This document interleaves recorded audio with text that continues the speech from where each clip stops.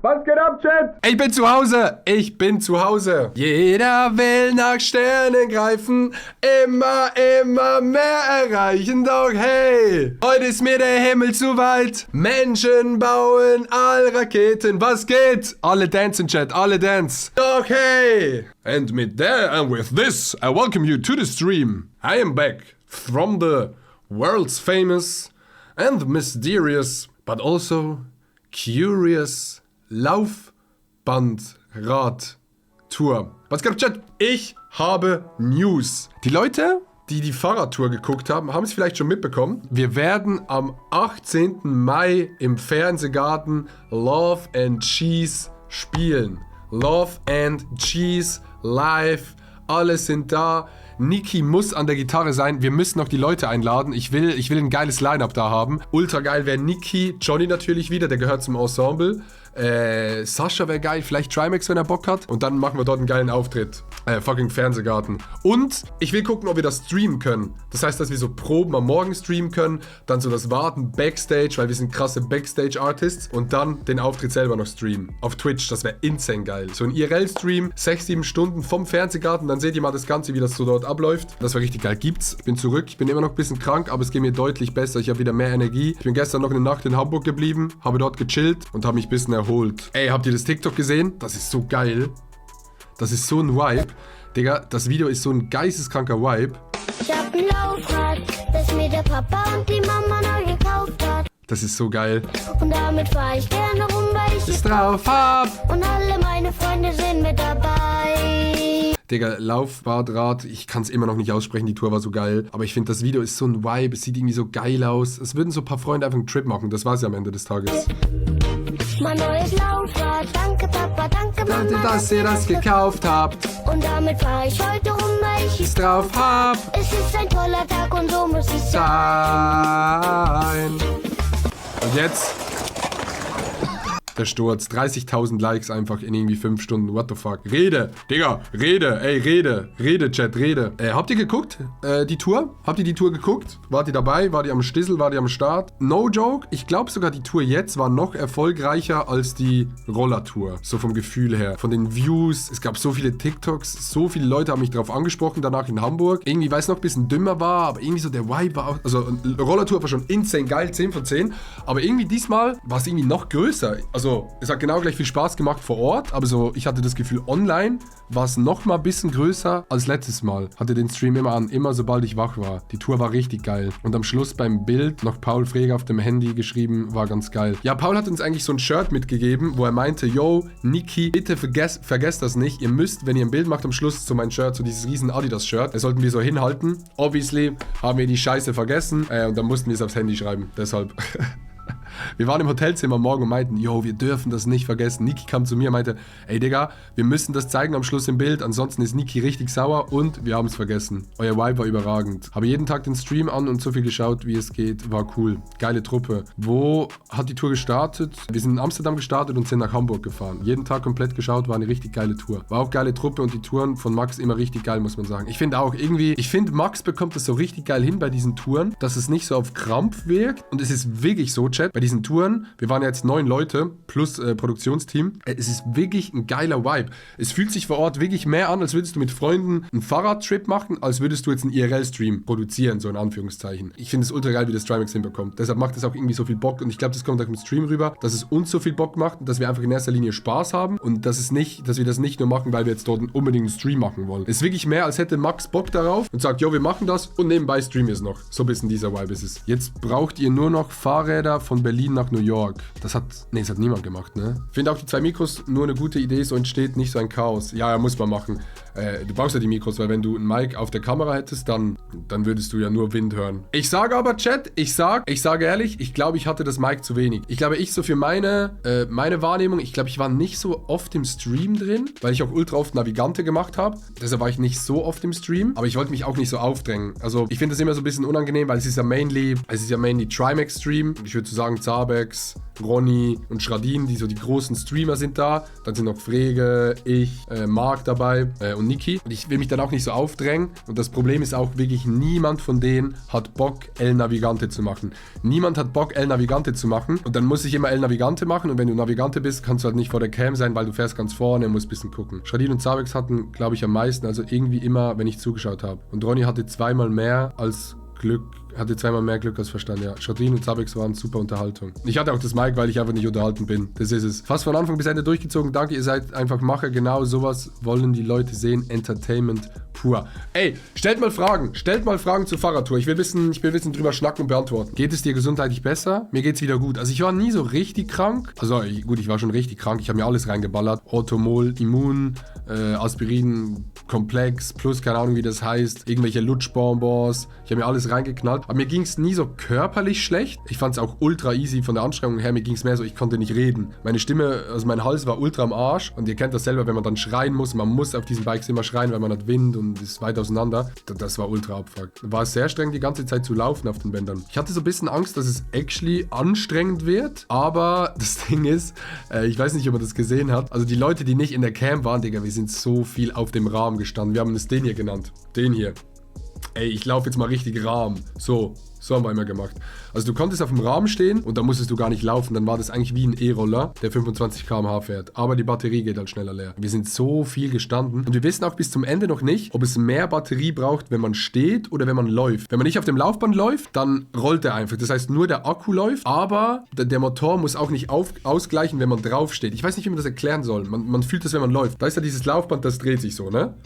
Und wenn du drauf gehst, dann ist so ein kleiner Moment für den Motor, wo es stockt und dann musst du dich so ein bisschen nach hinten ziehen. Also es war jetzt nicht so vom Feeling, dass du gehst und dann wirklich das Bike antreibst. Es ist mehr, der Akku treibt auch noch das Laufband an, dass du währenddessen laufen kannst und es halt gesund für den Körper ist. Also es ist jetzt nicht so mechanisch oder physikalisch gesehen so, dass du läufst und dann schneller wirst. Sowas gar nicht. Deshalb hatten wir auch die Theorie, ich glaube, Frege ist an einem Tag wirklich gar nichts gelaufen und der hatte am Ende des Tages am meisten Akku. Also alle Leute, die reingeschrieben haben, jo, Digga, lauf gar nicht, ihr verbraucht so viel Akku, das lag nicht an dem. Also ich habe jeden Tag live geschaut. Samstag war es irgendwie erfreulich, dass es zu Ende ist, aber irgendwie traurig, euch nicht mehr live verfolgen zu können. Es war eine tolle Woche mit euch. Dankeschön.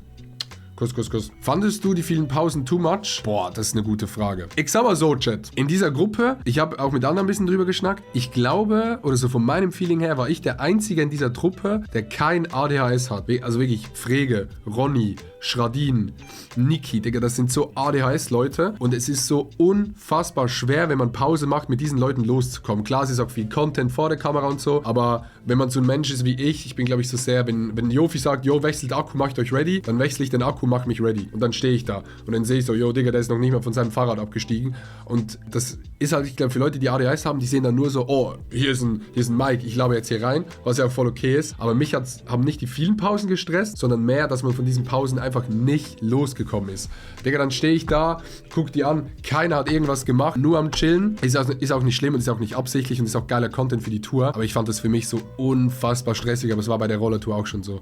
Aber Digga, wenn du mit Streamern zusammen bist, es ist einfach so. Es ist eine komplette Chaos-Truppe, alles sind Characters, jeder hat seinen eigenen Kopf, so mäßig. Aber da bin ich manchmal fast durchgedreht. Dann habe ich mich einfach irgendwo hingestellt und gewartet, bis es weitergeht. Das ist das Einzige, was mich so gestresst hat. Aber ich glaube, zu viele Pausen waren es nicht. Ja. Und ich sage auch, so ein paar Pausen braucht es ja auch. Erstens für einen Stream ist es geil, wenn man normal labern kann, so im Stehen. Und wenn man wirklich nur durchfahren würde, wären wir halt doppelt so schnell am Ziel. Dann fährst du um 10 Uhr morgens los, bis um 14 Uhr da und dann so, okay, geil, wir sind jetzt da. Passt. Das ist ja auch auf eine Art unterhaltsam gewesen, die langen Pausen. Ja, safe. Also alle wussten auch, dass es witzig ist für einen Stream. Auch wenn jeder reinschreibt, oh, schon wieder Pause, schon wieder Pause. Das ist ultra geil. Für den Stream, also ich finde den Witz witzig. Es ist anstrengend, die ganze Zeit zu stehen. Für mich nicht. Ich fand es nicht so anstrengend. Nee. Hab die Folge angeschaut, war geil. Hab euch auf dem Weg in Urlaub gesehen. Du hast uns gesehen an der Straße. Geil. Ey, es gab so viele geile Momente. Ne? Warte, ich habe ein paar Videos geliked. Lass sie mal angucken. Also, das Ding mit den Stream-Snipern war natürlich wieder ein Riesending. Kann man nicht verhindern. Max hat es wirklich 100 Mal im Stream gesagt. Da kam wieder, also ein paar Städte waren crazy. Das Ding ist, wenn du im Stream bist und in einer Stadt länger stehen bleibst, dann ist tot. Du darfst eigentlich in Deutschland, wenn du in so einer Kleinstadt bist, du darfst nicht stehen bleiben. Du merkst wirklich so, wenn wir Pause machen und die Pause geht so eine halbe Stunde, es sind immer Leute da, aber nach 5 Minuten kommen mehr. Dann kommen noch mehr. Und plötzlich ist alles voll. Alle fahren rum mit ihren Motorrädern. Die haben so Burnouts auf der Straße gemacht. Todescringe, finde ich, by the way. Aber also ja, es ist wirklich crazy. Und das liegt Auch gar nicht an mir, sondern wirklich nur an Trimax, Schradin und so den Großen. Für mich ist kein Problem, die Stream-Sniper, aber ich verstehe da Max auch voll, dass es für ihn halt ultra stressig ist, weil alle wollen irgendwas von Max. Alle gehen zu Max hin, laufen zu Max hin. Ey, kann ich Foto machen? Schreien irgendwie Max an, weiß ich was. Das ist schon sehr crazy. Fand es crazy, ihr wart kurz über die deutsche Grenze und es hat direkt begonnen. Ja, es ist wirklich krass. Aber es gab ein paar geile Videos, warte. Es gab ein so süßes Video. Welches war das? Das hier. Digga, das war so süß. Nochmal. Digga, das ist so süß, ne? Ich weiß noch ganz genau, als er da stand mit den Eltern hinten, die so gefilmt haben, so stolz. Digga, ich glaube so, guck, das Ding ist, wenn die Longboard-Tour damals, dann war das 2014, durch die Schweiz gefahren wäre, ich wäre zu 100% hingegangen, ne? Ich war so ein Fan damals von allen, von Ungespielt damals noch, Chu, ich wäre instant hingegangen und hätte mir das nur angeguckt. Und dieses Kind war so süß.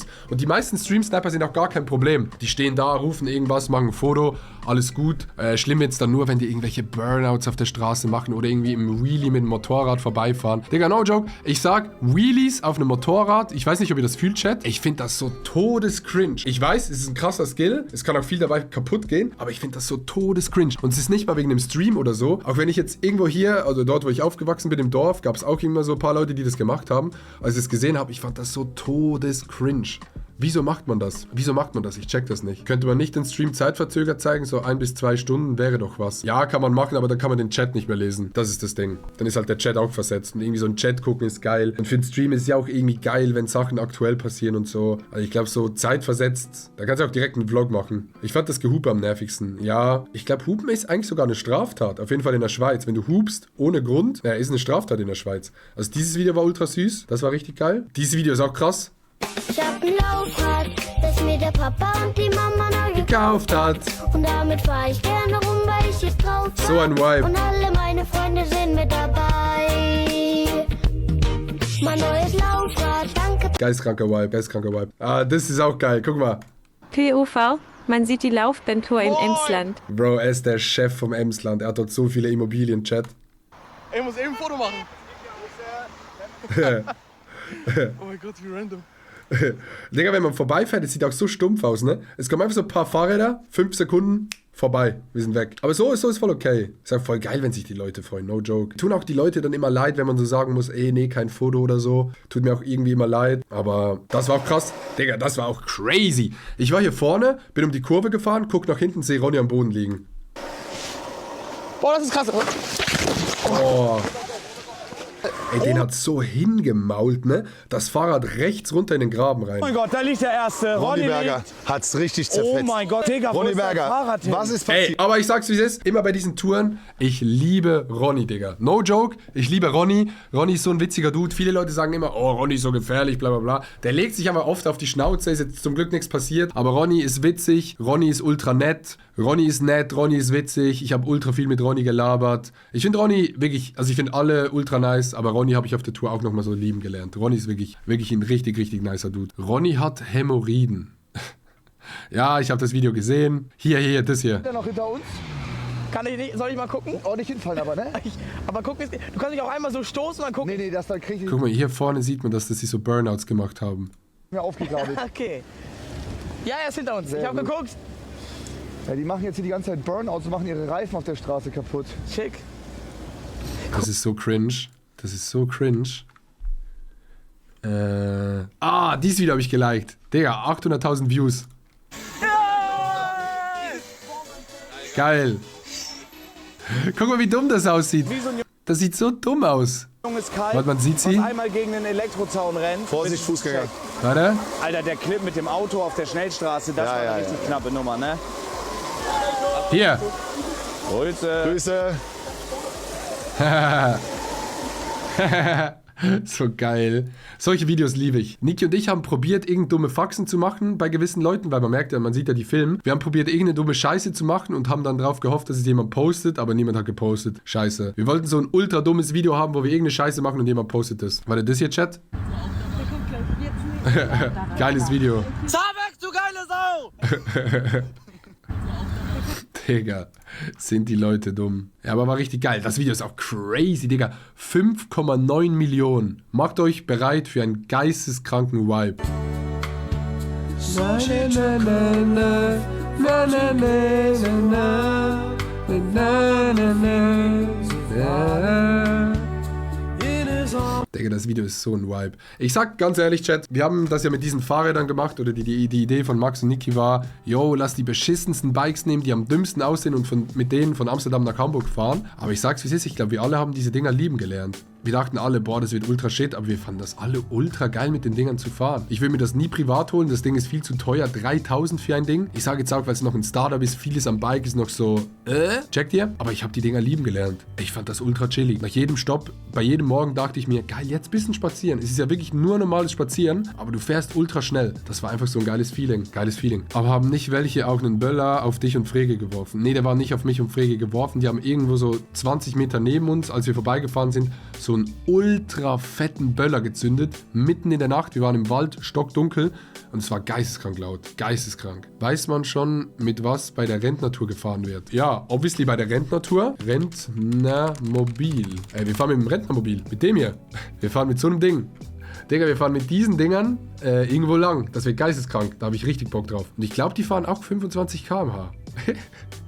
Das wird so dumm. Fucking Rentnermobil. 25 fahren die. Ich glaube, die fahren 25, meinte Schradin. Aber ich bin mir nicht sicher. Das Ding ist, die fahren 25, aber man kann den Akku nicht rausnehmen. Außer man findet solche Dinger, wo man die Akkus wechseln kann. Das wird brutal mit den Akkus. Digga, das wird ultra brutal. Aber ja, alles in allem, Digga, Laufbahn-Fahrradtour fand ich richtig, richtig geil. Es war eine richtig geile Zeit. Wir haben so geile Talks gehabt, Off-Cam. Ist immer auch ein Highlight am Abend, wenn man mal nicht im Streamingzimmer ist. Digga, man macht so viel Scheiße. Es ist wirklich so ein bisschen wie ein Klassenlager. Du bist im Hotel, Jofi organisiert alles. Shoutout an Jofi, der wirklich eine geisteskranke Arbeit geleistet hat. Und du hast einfach eine geile Zeit. Das ist wirklich richtig geil. Die Räder wären aber viel cooler, wenn die schneller fahren würden, wenn man auch schneller geht. Ja, das haben wir, glaube ich, auch gedacht. Ich glaube, wir haben auch gedacht, dass man halt so schnell wie man geht, dass das Bike beschleunigt. Man konnte halt so wie 6 Stufen einstellen. Und dann so schnell fuhr das Bike halt.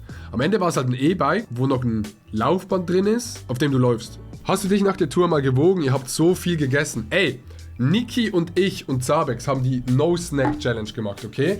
Das heißt, wir haben nicht gesnackt. Ich wusste, wir werden geisteskrank viel essen. Und ich weiß, ich bin das größte Snackmal, das es gibt. Wenn es Snacks gibt, ich esse alles. Deshalb haben Niki, Zabex und ich am Anfang gesagt, yo, wir werden nix snacken. Keine Süßigkeiten, keine Getränke mit Zucker. Wir dürfen nur Isoclear trinken, also Proteinwasser und die normalen Essenszeiten. Und wir haben das wirklich durchgezogen. Ich habe manchmal 15 Stunden nichts gegessen. Wenn wir jetzt so zum Beispiel um 16 Uhr oder 17 Uhr gegessen haben, dann Nacht durchgeschlafen. Wir haben nie gefrühstückt, Niki, ich und Zabex. Und haben dann zum Beispiel erst um 16 Uhr gegessen. Das heißt, wir haben uns dann geisteskrank alles reingeschallert. Im Stream sah das immer noch ultra viel aus, aber wir haben nicht gesnackt dazwischen und ich glaube, das hat uns den Arsch gerettet. Ich glaube, ich bin so plus minus gleich, vielleicht sogar ein bisschen abgenommen.